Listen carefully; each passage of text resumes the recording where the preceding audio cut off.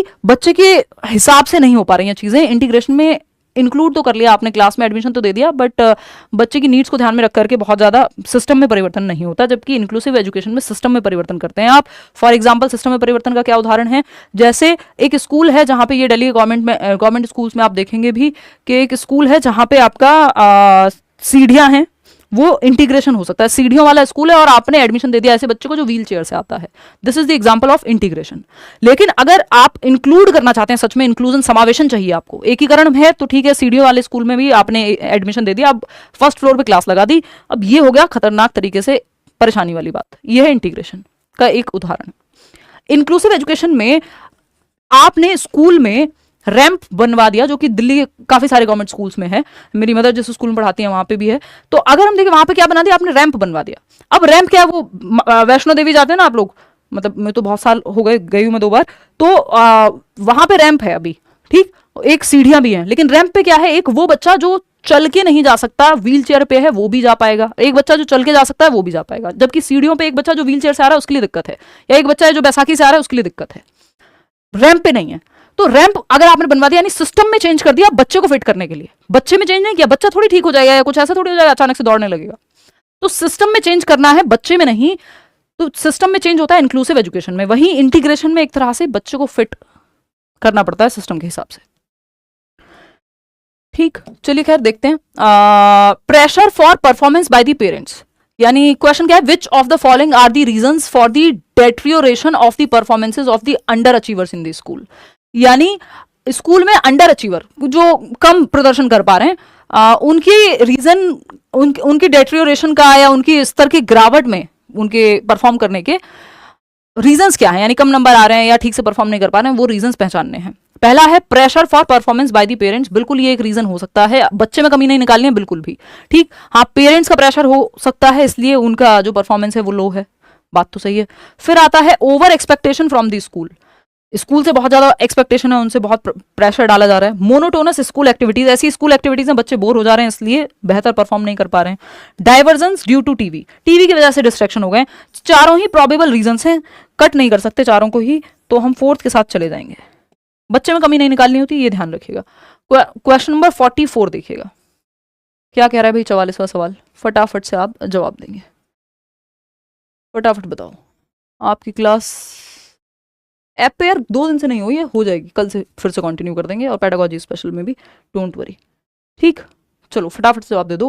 Human beings normally, ये दिवाली की छुट्टियां आ गई बीच में, फिर मैंने शिफ्टिंग वगैरह में व्यस्त हो गई, जल्दी बताओ।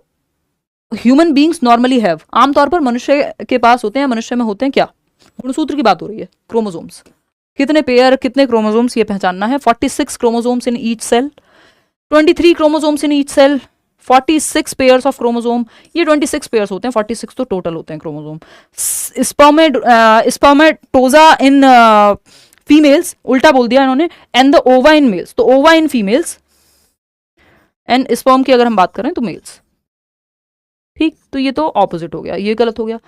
23 क्रोमोसोम इन ईच सेल या 46, देखो ईच सेल ये पेयर होगा 23, तो 46 क्रोमोसोम्स इन ईच सेल, ठीक, जिसमें XY क्रोमोसोम है अगर तो बॉय चाइल्ड का जन्म, XX क्रोमोसोम है तो गर्ल चाइल्ड का जन्म, ठीक, और जो 22 क्रोमोसोम के जोड़े हैं वो ऑटोजोम्स कहलाते हैं क्योंकि सेम होते हैं सारे। जो 23वां जोड़ा है 23rd पेयर है भाई, हर एक पेयर में 2 क्रोमोसोम है तो जोड़ा बन गया, 46 टोटल ऐसे हो गए, ठीक। तो 3rd क्रोमोसोम का जो पेयर है 23rd, जो 23वां जोड़ा है उसको सेक्स क्रोमोसोम कहते हैं, इससे बच्चे का कि वो मेल होगा या फीमेल होगा सेक्स निर्धारित होगा, ठीक है। चलिए खैर आगे बढ़ेंगे, तो आंसर इसका फर्स्ट ही होगा, 46 chromosomes in general. Question number 45 देखिएगा, प्याजे का सवाल है और बहुत ही आसान सा सवाल है, फटाफट से आप जवाब देंगे। अकॉर्डिंग टू प्याजे, as child gets older, his और हर स्कीमास बिकम मोर, यानी प्याजे के अनुसार जैसे जैसे बच्चा बड़ा होता है उसके स्कीमा पर क्या असर पड़ता है। स्कीमा मतलब मेंटल स्ट्रक्चर, उसका पूरा जो दिमाग में जो भी भरा हुआ है, मानसिक संरचना जिसको हम कह रहे हैं, वो स्कीमा है जिसमें सब कुछ स्टोर्ड है ना। मैं अभी आपको बता पा रही हूँ क्योंकि मेरे दिमाग में, मेरे स्कीमा में ये इन्फॉर्मेशन स्टोर्ड है, या ये अंडरस्टैंडिंग है कि प्याजे के कौन सी स्टेज क्या कहलाती है। SPCF की अगर हम बात कर रहे हैं तो या मैं लिख पा रही हूँ, ये मेरे स्कीमा में है ये चीज़ें कि ऐसे बनाया जाता है, ठीक, तो स्टोर्ड है ब्रेन में information. Confuse and sceptical, schema बड़े होते होते बन जाएगा, नहीं भाई, बेहतर होना चाहिए एज के साथ, तो लेवल अप हो रहा है ना। लार्ज एंड स्मॉल ये कोई बात नहीं हुई, लिमिटेड एंड नैरो नहीं। हम तो देख रहे हैं प्याजे की स्टेज में, हर एक स्टेज में, फॉर्मल ऑपरेशनल स्टेज तक आते आते तो उसमें एब्स्ट्रैक्ट थिंकिंग से लेके सब कुछ आ जा रहा है बच्चे में, inductive deductive hypothetical deductive reasoning ये सब आ जाएगा। तो असंख्य और विस्तृत मतलब बेहतर हो जाएगा, जो स्कीमा है वो कॉम्प्लेक्स हो जाएगा, बच्चे का मानसिक विकास बहुत अच्छा हो जाएगा, इसलिए वो फिजिक्स भी पढ़ रहा है, वो बहुत कुछ कॉम्प्लेक्स चीजें भी सीखने लगेगा। क्वेश्चन नंबर 46 देखिएगा और बताइएगा क्या कहता है। 3-4 सवाल और हैं। अकॉर्डिंग टू प्याजे, अगेन प्याजे का ही सवाल है, दी concrete operational stage of child is from, again इससे ज़्यादा लड्डू सवाल धरती पे उपलब्ध नहीं है, और ये मैं दूसरी बार कह रही हूँ क्योंकि ये सवाल सारे ही एक स्तर के, मतलब जो ऐसे 2-3 सवाल आए हैं जो बहुत ही आसान थे। फटाफट से आप जवाब दीजिए, फिर आप जाकर के सो सकते हैं, मतलब सोइएगा मत, पढ़ लीजिएगा जिनका पेपर है, अब ज़्यादा समय बचा भी नहीं है पेपर में। ओके, टारगेट विद एम्बुज कह रहे हैं मैम, क्या आपसे बेस्ट कोई सीडी पे पढ़ा सकता है? मुझे तो नहीं लगता कि आपसे बेस्ट कोई भी टीचर पढ़ा पाएगा। देखो अच्छी बात है, धन्यवाद आपका। बाकी किसको क्या समझ में आए, है ना, सबका जो है तरीका अलग होता है, और सीखने का तरीका भी बहुत सारे लोगों का अलग होता है। चलो खैर, बताओ फटाफट।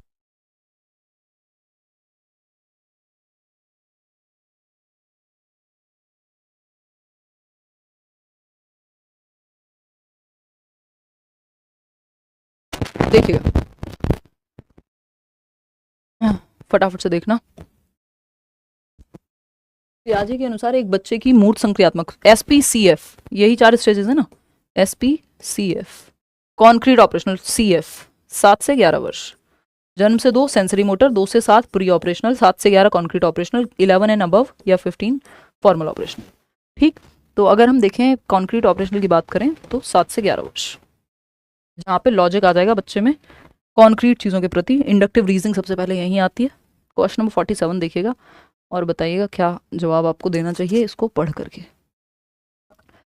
शर्मीन कह रहे हैं महाराष्ट्र टेट है Sunday, it's a request to you please take a marathon. यार देखो, हर एक एग्जाम के लिए मैराथन लेना बहुत मुश्किल है, वैसे ही सीटेट आ चुका है और क्लासेस आपकी अभी, मुझे काफ़ी काम है आपको जो कराना है ना, तो फटाफट से जवाब दो। कॉमन क्वेश्चन है पेडागोजी में, तो आपको मदद मिल ही जाएगी, बताइएगा। देखिएगा, हाँ कल्चरल टूल्स स्कीमा में आ सकते हैं, बन जाएगा ना इसकी कल्चरल टूल्स के साथ इंटरेक्ट करके। The law of use under the law of exercise given by Thorndike states that when a modifiable connection is made between a situation and a response that connections strength will dash. यानी Thorndike द्वारा दिए गए अभ्यास के नियम के तहत उपयोग का नियम कहता है कि जब एक स्थिति और प्रतिक्रिया के बीच एक परिवर्तनीय बॉन्ड बन जाएगा और संतोषजनक अवस्था उत्पन्न होती है, यानी एक ऐसा कनेक्शन जो स्ट्रेंथन करेगा आपके बीच में। फॉर एग्जाम्पल, अगर आपने बाइक चलाना सीख लिया है तो ऑटोमेटिकली आप जब बाइक चलाते हैं, स्टार्ट करते हैं, क्लच दबाते हैं, है ना, गियर डालते हैं, फिर एक्सिलरेट करते हैं धीरे धीरे, ये process bar bar law of use से स्ट्रेंथन होती है ना। तो इसको इंक्रीज करना कहेंगे कि जो लर्निंग है वो बेहतर होगी, क्योंकि लॉ ऑफ यूज यहाँ आएगा, यानी वो कहते हैं ना, करत करत अभ्यास के जड़मते होत सुजान, तो ये लॉ ऑफ यूज ही है थॉर्नडाइक का, जिसमें ये लॉ ऑफ एक्सरसाइज के अंदर आता है, law of use and disuse, यानी अभ्यास के नियम के तहत जो काम हम यूज में लेते हैं, यानी जो चीज़, जो बॉन्ड हम रिपीट करेंगे वो स्ट्रांग होता जाएगा, जो हमारे इस्तेमाल में नहीं रहेगी चीज़ तो वो, जैसे अभी मैं आज ब्रॉनफेन ब्रेनर की शॉर्ट फॉर्म याद नहीं कर पा रही थी क्योंकि बहुत दिनों से वो यूज में नहीं था, तो लॉ ऑफ डिसयूज लागू हो गया, है ना, तो उसमें बॉन्ड वीक हो जाएगा।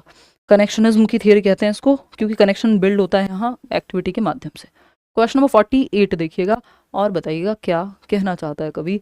देखिएगा, क्वेश्चन नंबर 48 है, which of the following traits does not characterise schools in progressive education, यानी प्रगतिशील विद्यालय की जब हम बात कर रहे हैं तो कौन सा एक ऑप्शन है जो बात नहीं करता लर्निंग बाय डूइंग, या जहां बच्चा एक्टिव नहीं है वो ऑप्शन ढूंढना है आपको। जॉन डुई की बात होगी। Each school should adopt an activity programme, activity programme, हाँ बच्चों को एक्टिव रखने का प्रोग्राम होना चाहिए हर स्कूल में। Each school should operate on assumption that education is something that should not be imposed upon the child from the outside but should instead draw forth the latent possibilities from within the child. बच्चे के अंदर छिपे हुए क्षमताओं को बाहर निकालना education है, ना कि बाहर से उसके अंदर कुछ भरना। बात तो सही है, बच्चा एक्टिव है, बच्चे के भले की बात हो रही है, चाइल्ड सेंटर्ड अप्रोच है, प्रोग्रेसिव एजुकेशन से जुड़ी हुई है, lab school, John dewy. Each school should believe in the democratic concept of individual worth, यानी हर स्कूल को democratic concept of individual worth, यानी हर एक बच्चा महत्वपूर्ण है और अपनी बात रखने का अधिकार है। लोकतंत्र की बात हो रही है, क्लासरूम में हर बच्चे को एक्सप्रेशन का अधिकार है, ये बात भी सही है। Each school should have standard instruction and assessment for all students, ये एकदम खराब तरीका है। यूनिफॉर्म इंस्ट्रक्शन या सबके लिए सेम इंस्ट्रक्शन ही इस्तेमाल कर रहे हैं, सबके लिए सेम ही मेथड का इस्तेमाल कर रहे हैं, नहीं। इंडिविजुअल डिफरेंसेस का ध्यान में रखते हुए मल्टीपल मेथड्स आप इस्तेमाल कर सकते हैं। लर्नर सेंटर्ड मेथड होने चाहिए जहां बच्चे के अनुसार अलग अलग एक्टिविटीज कराई जाएं। क्वेश्चन नंबर 49 देखिएगा, सेकंड लास्ट क्वेश्चन है, फटाफट से बताइएगा क्या कहना चाहता है। Who among the following thinkers wrote to read without thinking is like accumulating building materials without building anything. बहुत ही अच्छा कोट है कि बिना सोचे समझे पढ़ना, बिना कुछ बनाए भवन निर्माण सामग्री जमा करने जैसा है कि आपने मटेरियल तो इकट्ठा कर लिया है ना, आप ईंट भी ले आए, आप जो भी उसमें और कंक्रीट यूज होता है वो सब ले आए, और मसाला भी ले आए, सीमेंट भी ले आए, लेकिन उसको यूज नहीं कर रहे। तो ये वैसा ही है कि जब आप कुछ पढ़ रहे हैं और सोचते नहीं है, बस रट्टाफिकेशन कर रहे हैं, तो वो यूजलेस है, उतना ही। तो ये जॉन डुई की बात है। आगे बढ़ेंगे क्वेश्चन नंबर 50 पे, 50वां सवाल, आखिरी सवाल आज का, बताइएगा। Discrimination for the roles of man and women starts from, यानी ये जो भेदभाव की बात है पुरुषों और महिलाओं के प्रति, वो कहाँ से शुरू होती है कि महिलाएं ये काम करेंगी, महिलाएं ये कपड़े पहनेंगी, पुरुष ये कपड़े पहनेंगे। ये जो कहानी है भेदभाव की, डिस्क्रिमिनेशन की, ये कहाँ से शुरू हो रही है, ये आपको बताना है। तो इसकी जो जड़ है वो परिवार ही है, सिंपल बात, क्योंकि वहीं से सारा क्लेश इस मामले में और बहुत सारे मामले में शुरू होता है। जिन परिवारों में बच्चों को इक्वालिटी या इक्विटी दिखाई जाती है, वहाँ पे बच्चे अलग तरह से बड़े होते हैं, उनकी सोच जेंडर को लेकर के, इक्वालिटी को लेकर के, इक्विटी को लेकर के डिफरेंट होगी। जिन परिवारों में बचपन से ही ऑपोजिट है मामला कि मम्मी को बात कहने ही नहीं दी गई कभी, तो वहाँ फिर अलग होंगी चीज़ें। तो फैमिली डिस्क्रिमिनेशन का आधार है यहाँ पे अगर हम देखें तो, ठीक, क्योंकि सबसे पहले बच्चा जन्म वहीं ले रहा है, पहला स्कूल है उसके लिए वो, और पहली टीचर है माँ। चलिए खैर, आउट ऑफ 50 क्वेश्चंस कितने ठीक हुए वो बताइएगा, और इसमें रोल तो पूरे परिवार का ही है, मतलब कोई एक व्यक्ति को नहीं कहा जा सकता। लाइक शेयर सब्सक्राइब आप कर ही देंगे। आपको ये सेशन पसंद आया होगा, थोड़ा क्विक था, फास्ट हम लोग चले। इसकी PDF विद आंसर्स आपको शेयर कर देंगे हम टेलीग्राम चैनल पे। यही चैनल है, 9,61,000 या कुछ लोग होंगे 64 होंगे, पता नहीं कितने, बट 9 लाख प्लस हैं। किसी भी फेक चैनल से मत जुड़िएगा प्लीज़, ये बताने का जो तात्पर्य है वो ये है। करियर विल ऐप पे जाकर के आप पेडागोजी स्पेशल और सीटेट बैचेस में एनरोल कर सकते हैं, अभी भी एडमिशन्स ओपन है और डिस्काउंट इस पर आपको फर्दर मिल जाएगा वहाँ। बी योर ओन कांस्टेंट, मतलब अपने साथ बने रहें, कोई आपके साथ होना हो, आपका अपने साथ होना बेहद आवश्यक है। आज 30 नहीं क्वेश्चंस थे, आज 50। तो आउट ऑफ 50 क्वेश्चंस कितने ठीक हुए वो आप एक बार कमेंट करके बता देंगे। कल मिलते हैं, कल सीटेट की क्लास होगी, EVS लगाया हुआ है आई थिंक, तो या तो EVS या कोई और क्लास आपकी सीटेट की ही होगी। कोई और समस्या हो, नोटिफिकेशन नहीं आता मुझे, हाँ अब क्लासेस कम होती हैं, उस चक्कर में कई बार यूट्यूब जो है ऐसा हो सकता है, यूट्यूब पे हो सकता है ये कारण, तो आप खुद से चेक कर लिया कीजिए कि कब है नेक्स्ट आपका सेशन।